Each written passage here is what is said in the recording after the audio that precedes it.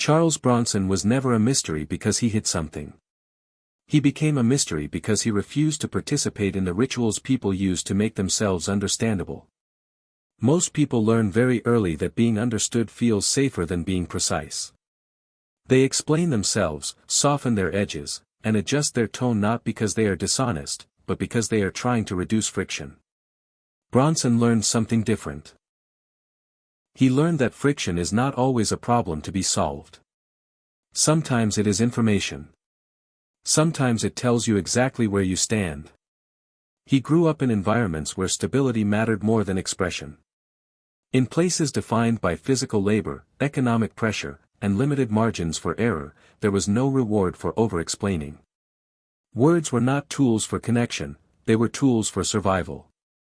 You spoke when it was necessary, and you stayed quiet when it wasn't. Over time, that discipline became instinct. Bronson didn't develop silence as a personality trait. He developed it as a working method. As he moved into adulthood, this method stayed with him. He listened more than he spoke. He observed patterns instead of reacting emotionally. He noticed how quickly people filled silence with unnecessary explanations, and how uncomfortable they became when no reassurance was offered in return. Bronson did not exploit this. He simply didn't interrupt it. That choice alone changed the dynamic of every room he entered. People often assume that quiet individuals lack confidence or social ability. In Bronson's case, the opposite was true. He understood social mechanics very well. He knew that conversation is often a negotiation for comfort, approval, or control. By refusing to participate in that negotiation, he removed himself from its consequences. He did not seek dominance, but his refusal to explain himself created authority. Not because he demanded it, but because consistency tends to reorganize the space around it. As his presence grew more visible, so did the pressure to conform. People asked why he didn't open up, why he didn't clarify his intentions, why he didn't make himself easier to read. These questions were rarely about understanding him. They were about restoring balance for everyone else. Bronson's restraint disrupted expectations. It forced people to sit with uncertainty, and most people are not comfortable doing that for long. Instead of adjusting, Bronson stayed the same. He did not harden. He did not withdraw aggressively. He simply maintained the same posture regardless of context. That consistency had an effect. People around him began to regulate themselves. They spoke more carefully. Promised less. Performed less. Not because Bronson demanded higher standards verbally, but because inconsistency became visible in his presence. And visibility creates pressure. This is where misunderstandings began. Many interpreted his steadiness as judgment. Others saw it as emotional distance. Some labeled it arrogance. Bronson never corrected these interpretations. Not because he agreed with them, but because correction would have required him to manage reactions he never invited in the first place. He did not believe it was his responsibility to make others comfortable with who he was. Over time, this posture narrowed his circle. Relationships that relied on constant emotional exchange faded. Casual connections dissolved. What remained were fewer, quieter interactions built on mutual respect rather than reassurance. Bronson noticed the cost of this. He understood what he was giving up. But he also understood what he was preserving. Stability had always mattered more to him than accessibility. This was not an accident. It was not trauma acting unconsciously. It was a decision reinforced repeatedly. Bronson believed that once you begin explaining yourself to be accepted, you invite negotiation over your identity. Negotiation leads to compromise, and compromise, when repeated long enough, leads to erosion. He refused that process entirely. That refusal is what people struggle to understand. They expected him to soften with time, to become more accommodating as experience accumulated. But his structure was not tension-based. It was not something held together by effort. It was built deliberately. And things built deliberately do not soften with age. They stabilize. As time passed, the effects of Bronson's posture became more visible, not only to others but to himself. Distance did not arrive suddenly in his life. It accumulated gradually through small, almost invisible shifts. Fewer invitations. Shorter conversations. Longer silences between encounters. None of this felt dramatic in the moment. It felt orderly. Predictable. And that predictability reinforced his belief that he was living correctly. Bronson never interpreted this narrowing world as rejection. He understood it as selection. When access is unrestricted, many relationships exist only because they are easy. When access becomes limited, only those with real substance remain. Bronson did not mourn the loss of casual connection because he never valued it highly to begin with. He valued reliability.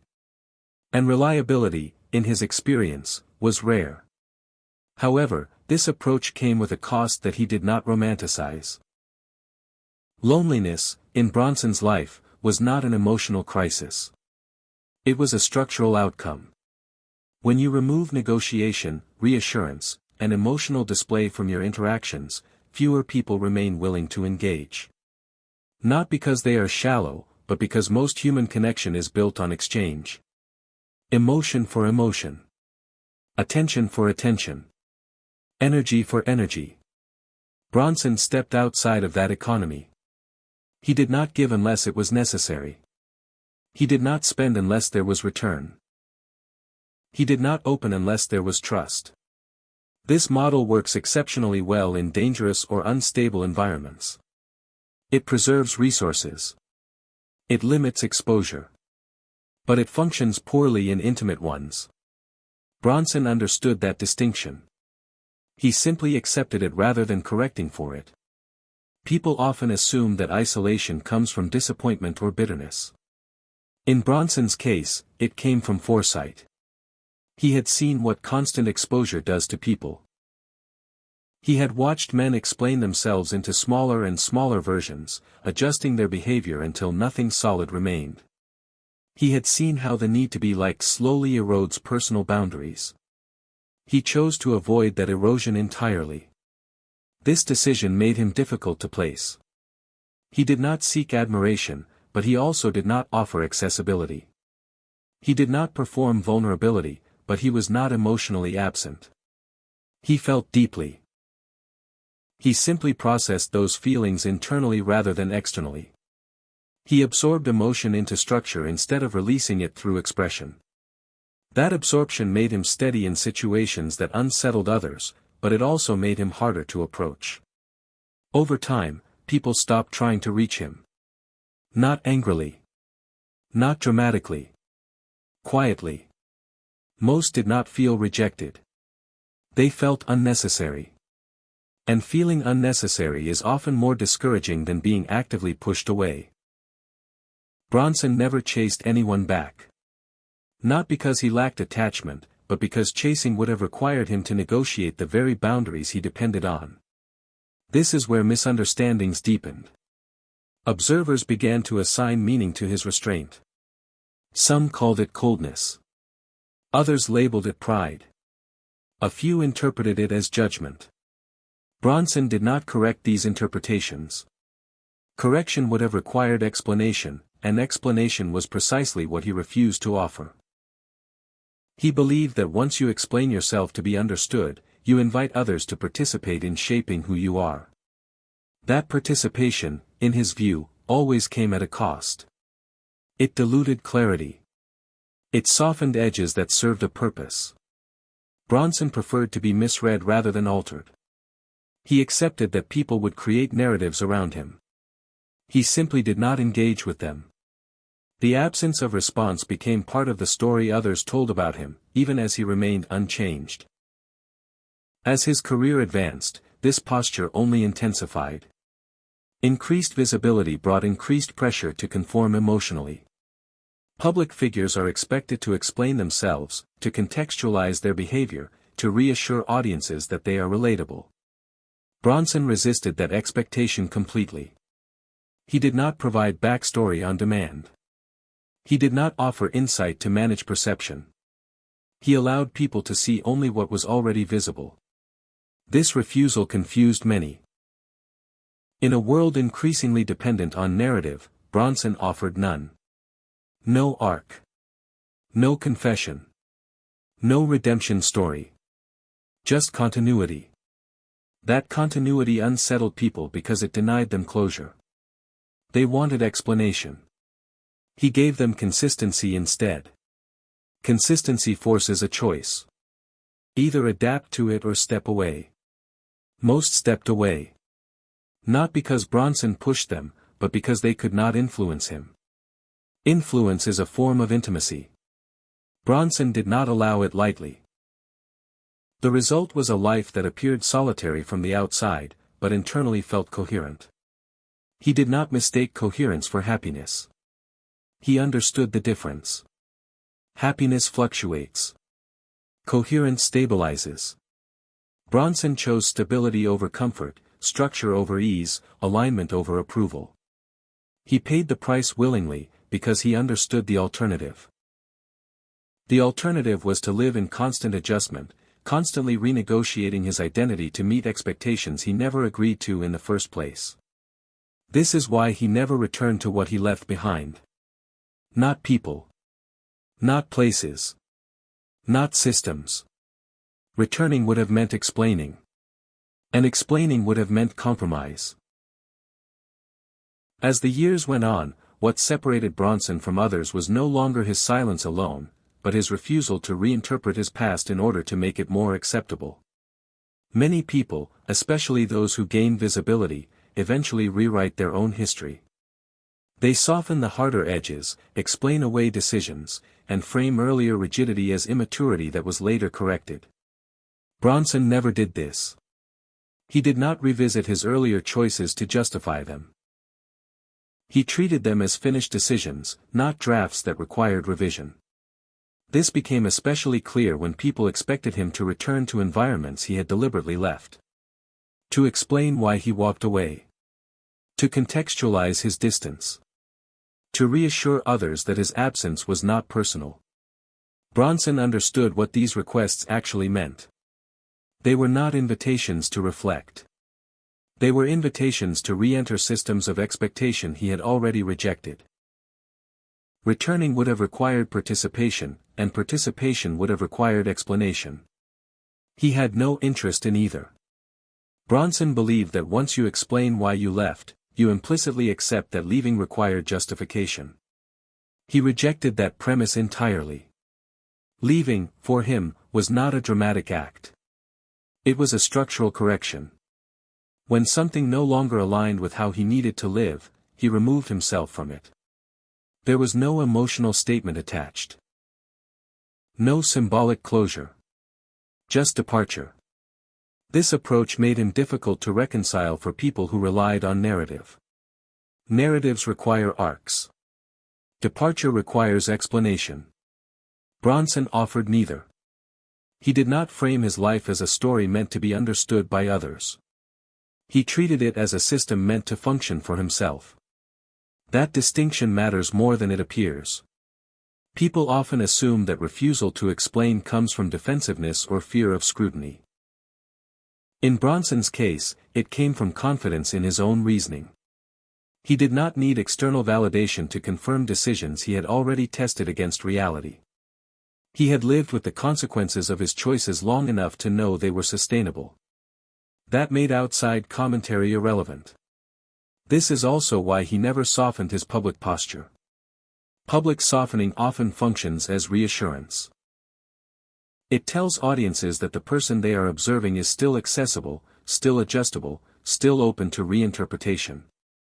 Bronson did not want to be adjusted. He did not want to be reinterpreted. He wanted to remain intact. Integrity, for him, was not a moral stance. It was a practical one. Integrity meant not having to renegotiate himself every time context changed. It meant waking up without needing to decide who he was supposed to be that day. That stability reduced cognitive load. It preserved energy. It allowed him to move through life without constant internal conflict. But it also came at a social cost. Many relationships depend on shared evolution, on mutual adjustment over time. Bronson did not adjust. He remained consistent. And consistency, when one-sided, eventually creates distance. People either adapt to it or leave.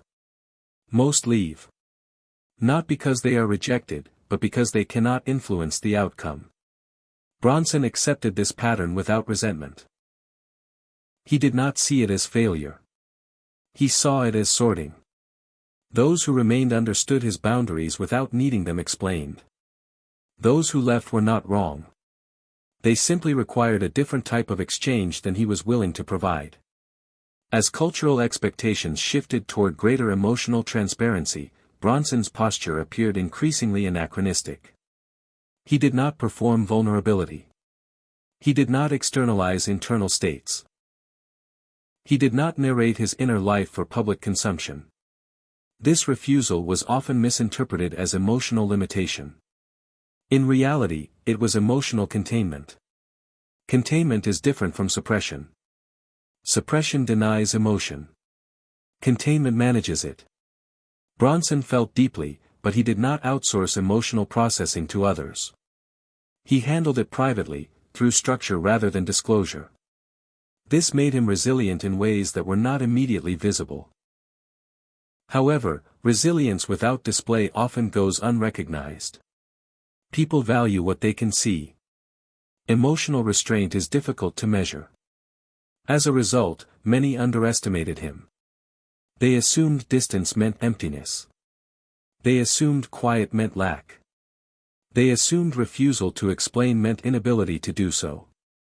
Bronson never corrected them. Correction would have required him to step into the very performance he rejected.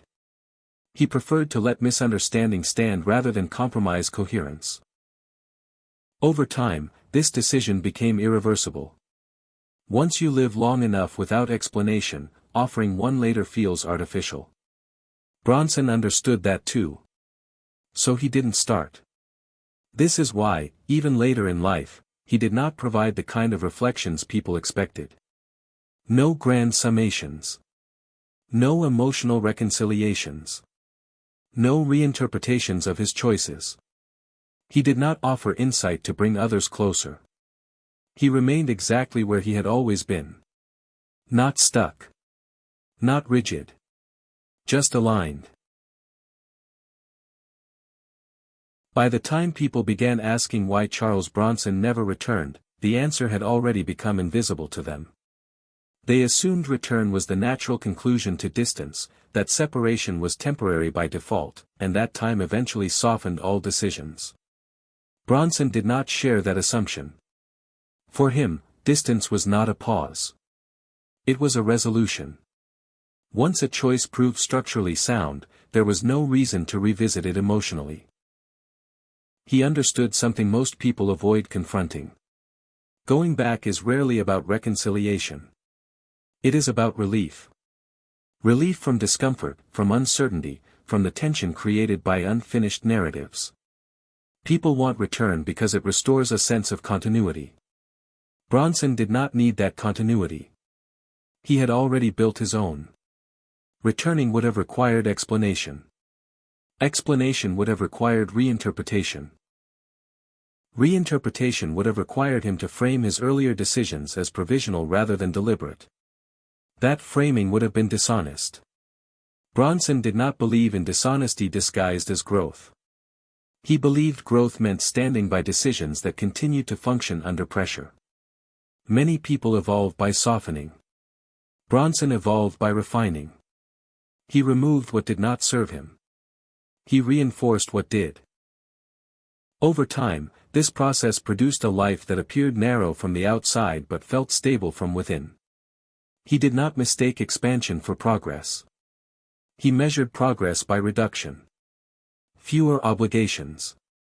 Fewer explanations. Fewer compromises.